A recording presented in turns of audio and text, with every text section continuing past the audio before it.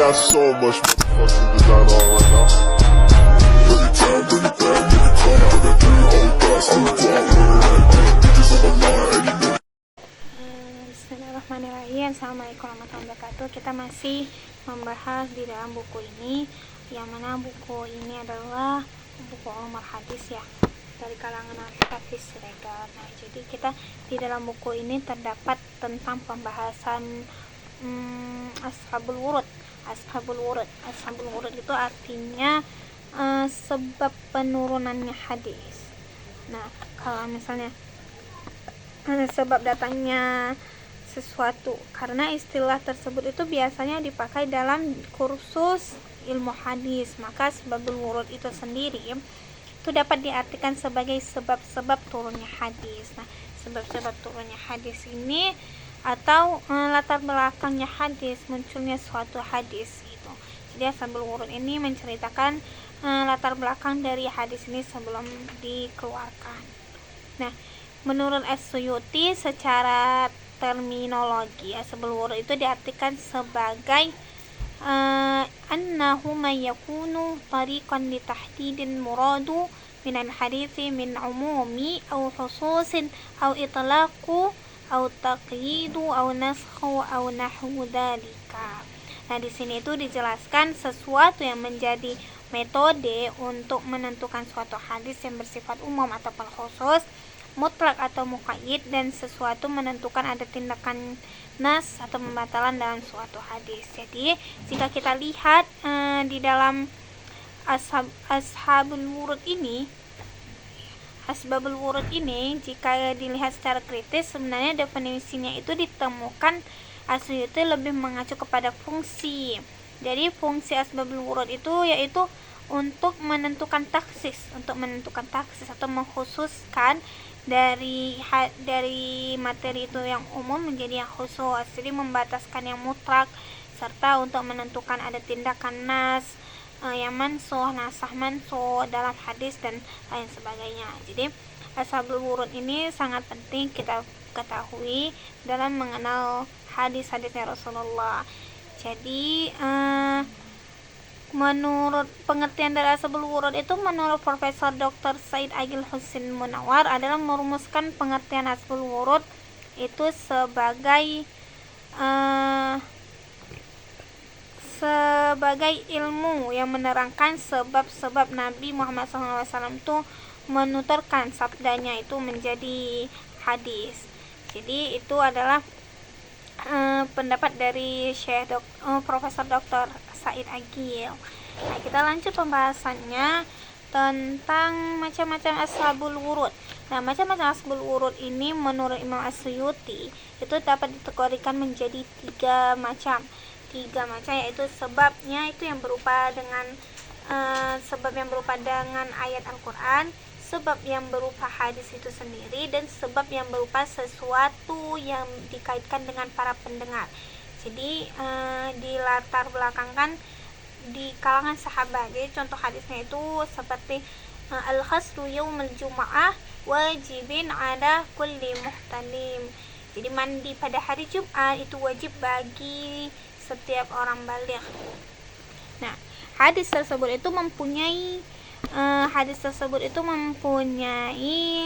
sebab khusus, pada itu ekonomi saat Nabi pada umumnya masih dalam keadaan sulit. Nah, jadi hadis ini turun ketika cuaca itu memang benar-benar sangat panas, yang mana di hari Jumat itu masjid itu sangat sempit. Tiba-tiba ketika sholat Jumat, aroma-aroma yang tidak baik dari keringat orang-orang yang memakai baju-baju itu, terutama orang yang memakai baju wal kasa dan tidak mandi itu menerpa hidung Nabi yang sedang khutbah. Jadi dengan kejadian itu, maka Nabi itu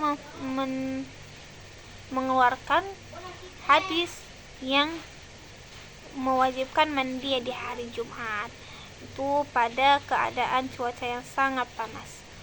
Dan Nabi juga bersabda, bunyi hadisnya itu seperti yang di atas itu, karena hukum mandi ketika akan melaksanakan sholat itu sesuai dengan kondisi. Dan kenapa diwajibkan dalam hadis ini? karena sebabnya itu di saat itu memang cuaca yang sangat panas, sedangkan orang-orang yang pada masa itu semuanya rata-rata memakai baju dari wol yang sangat kasar. Nah, jadi macam-macam asbabul wurud. Sekarang kita masuk ke kitab-kitab asbabul wurud. Nah, kita mengenali asbabul wurud al-hadis ini sebenarnya telah ada pada sejak zaman sahabat. Jadi hanya saja ilmu ini belum tersusun secara sistematis dalam bentuk kitab-kitab.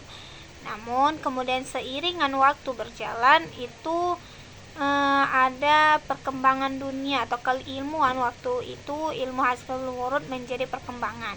Nah, para ulama ahli hadis rupanya merasakan perlunya disusun dalam suatu kitab yang mana itu menjelaskan asbabul wurud. Jadi asbabul wurud ini diperintis ilmunya itu adalah Abu Hamid Ibnu Khaznah al-Jubari, kemudian disusul oleh Abu Hafs Umar bin Muhammad Ibnu Roja'i pada tahun 380 sampai 458 Hijriah. Nah, dia adalah salah seorang guru Abu Yahya Muhammad Ibnu Al-Husain Al-Fura Al-Hambali dan salah seorang murid dari Abdullah Ibnu Ahmad Ibnu Hambal. Nah, jadi banyak ternyata pada masa itu sudah banyak pencetakan yang asbabul wurud itu dijadikan suatu buku dalam kitab-kitab. Nah, ada juga kitab-kitab lain itu seperti karya Abu Hamid Abdul Jalil, karyanya Ibnu Hamzah, terus ada Abu Hafs Al-Khubari. Nah, itu adalah buku-buku yang bisa kita pelajari tentang asbabul wurud, karena kita bisa mengenal dari hadis ini. Kadang ada hadis itu yang berbeda, bertentangan dengan hadis yang lain. Nah, untuk mengetahui hadis itu kenapa bisa bertentangan, kenapa satu mengatakan wajib dan satu mengatakan sunnah, kita membutuhkan asbabul wurud. Jadi butuh kita untuk mengenal kitab-kitab yang pelajari tentang asbabul wurud itu. Yang cek kita akan membahas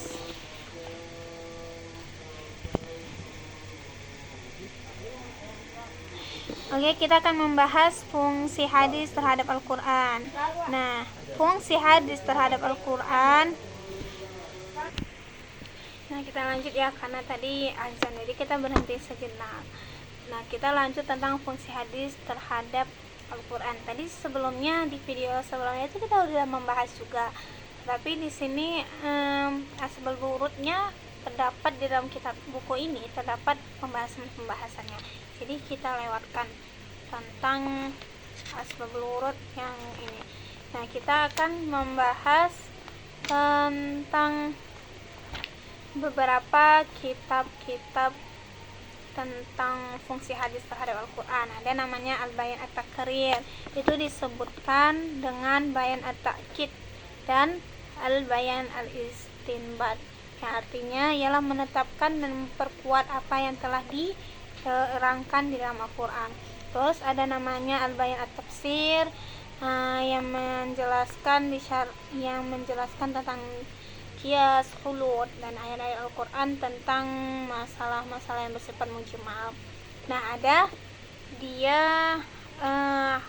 Al-Bayan At-Tashri', yaitu mewujudkan suatu hukum atau ajaran-ajaran yang tidak didapatkan dalam Al-Quran. Jadi ini adalah fungsi-fungsi hadis terhadap Al-Quran. Yang terakhir ada Al-Bayan An-Nasa, yaitu ketentuan yang datang kemudian kemudian tersebut menghapus ketentuan yang datang terlebih dahulu. Jadi karena yang datang itu dipandang lebih luas dan lebih cocok, jadi yang hukumnya itu harus memenuhi syarat ketentu ketidakberlakuannya itu, terutama syarat ketentuan adanya nasi dan mansuh. Jadi nasi dan mansuh itu saling berkaitan. Jadi itu aja yang pembahasan kita kali ini. Kita akan